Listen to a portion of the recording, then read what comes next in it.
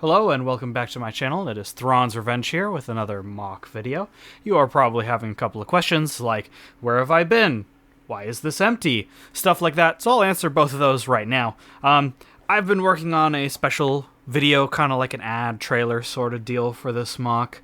So I'll be playing that for you first, and then I'll be showing you the mock. So if you'd like to skip that video, this is the timestamp. I worked really hard on this one, so let me know what you think, and maybe I'll make more like it. So sit back, relax, enjoy this 1-minute video, and then we'll get right onto the review.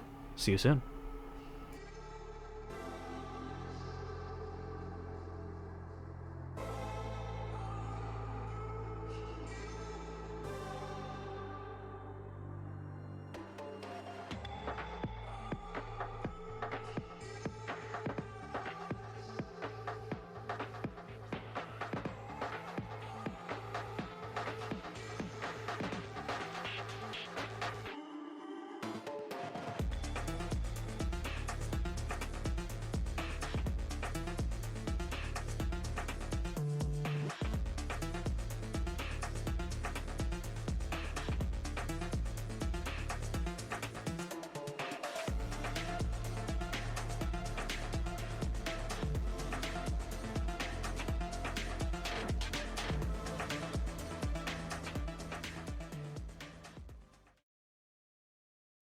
And we're back. I hope you enjoyed that video. Thank you so much for all the support. That's kind of my, giving back a little bit. And then now on to the review. So, this is my Imperial Dropship Transport. This vehicle was seen in the Force Unleashed video games. It is basically the Imperial version of a LAAT gunship, or the Republic gunship. You can see it's very weird looking. It is an unusual model with an unusual design. This ship is able to carry about 18 stormtroopers. It has one pilot, one gunner. This model is able to carry about 16, I want to say. Is armed with multiple laser cannons on the front. You got small laser cannons, heavy laser cannons. I think it also has multiple rocket launchers, which are what these guys are supposed to be. More laser cannons here. It is not an out-of-atmosphere vehicle, if I believe. So this model, I tried to add as much elements as is shown in the video game as possible. So to show you a little bit of some of the details, right? So if we look here, right, so this is the engine. So we got these racks that are here that are in the video game model. This engine pod right here. The wings, I don't think are able to move up and down. These can move up and down like a tiny bit. They're on a hinge, but they're also not very well connected. So if you wanted to move these up and down, you'd have to individually move these and then reconnect the wing back. This model originally had some durability issues, which have now been fixed. The wings had a really bad sag problem, so the joint connection here was different, and so these wings would sag down and droop. I have completely remodeled the wing system so that the drooping doesn't happen anymore. There was also drooping with these back sections right here, so these guys, if you don't have really good clip connections here, or like really loose clips for this, this will just droop down. I have also designed inside the instructions for this a connection point here that'll be able to connect directly to these engine pods so that they will stop drooping.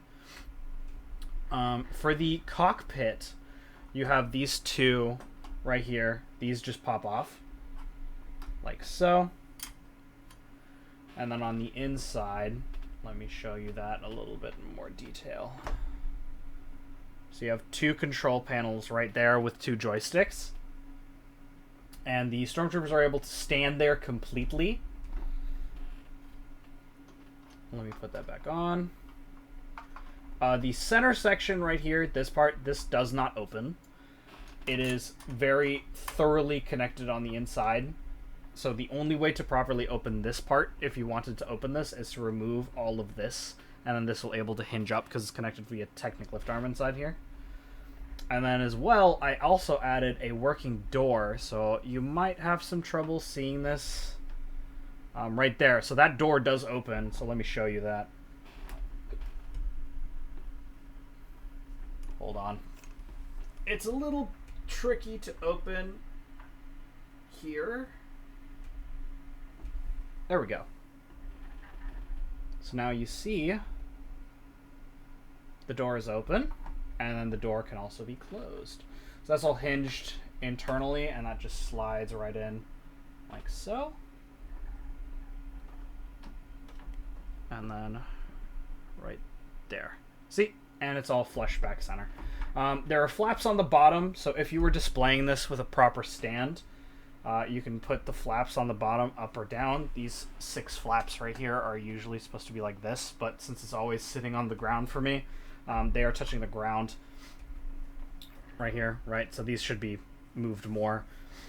Let's see, what else can I talk about? These flaps are able to move right here, so these are able to change angle and stuff. There's this dish here. These blasters right here are able to move down. Yeah, that's everything. It's a very sturdy model. You could pick it up really easily from here. Like that. Like, this connection looks really, really weak, but it is surprisingly strong. Like, I can move this around. It's very swooshable. You're not going to have a lot of issues with stuff breaking off with this model. The main issues I would be concerned about for stuff breaking off is maybe these front blasters, right? Those front blasters could probably break off easily. These fins right here, they're a little fragile because there's only a 2-plate connection, and they're connected right here on both sides. So these, if you really play with these, they'll just pop off. The wings, as I showed you, it's only a 4-stud connection. 2 studs here and 2 studs here. They are able to move. My version, I don't have the correct joints here, so my joints are in the way for the articulation. But if you get it with the instructions that I have available, you'll be able to articulate this properly. You'll just have to take this wing off, articulate the wing, and then pop the wing back on. Other places that are a little risky, this can sometimes break off if you're not careful. This connection can sometimes break off if you're really squeezing it. The best place to hold it usually is by this side or directly on the bottom as well. All of this bottom section is really sturdy. There's a lot of Technic under this. I can show you what the bottom looks like for those that are interested. Hold on. So that's the bottom right there. So fairly simple. It's not super complex on the bottom. I kept most of the interest on the top and sides since I couldn't find any images of what the bottom looks like, so I didn't want to like assume anything. It's pretty much minifig scale. The only downside is that putting minifigs inside of here, I have tested to see how many minifigs you can fit in this. It is 16, although in canon it's 18. You will need to finagle a little bit when you're putting the minifigs inside of here. This isn't a smooth inside, mostly due to the fact of it's nice to be able to configure how you want the minifigs to stand on the inside of the body. So I decided it'd be easier to just not have this inside be smooth. I could have made it smooth, and if there is an interest of people wanting this whole inside to just be completely smooth, I can design a way to make it smooth, but I have kept it like this for me because I prefer the ability to just have guys in there however I want. There are no connection points on the top, so minifigs can't hold on to anything, so if you wanted them to free float, that might be something I could look into.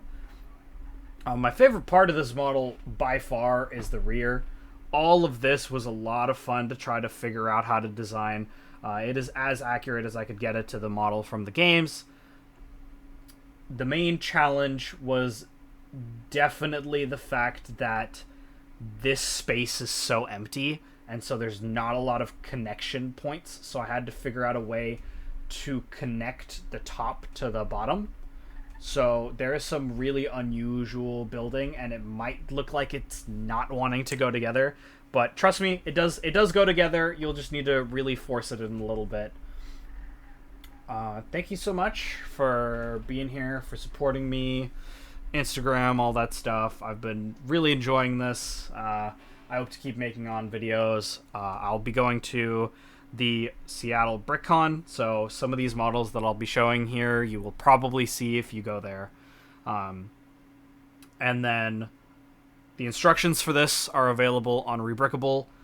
This model I personally bought from Build-A-Mock, so if you are interested to buy it from Build-A-Mock themselves, the link for that will also be down there, as well as the Rebrickable, and then my socials and all that will be down there. So if you enjoyed it, please like, comment, subscribe, let me know what you thought of the trailer, let me know what you thought of this mock, and I hope to continue building cool stuff and entertaining you guys, and hopefully I'll get better at this. I know that trailer wasn't a 10 out of 10, but it's my first time doing that kind of editing, so hopefully the next one I do will be much flashier and much nicer. So thank you so much, and I'll see you guys in the next video, and peace out. Bye-bye.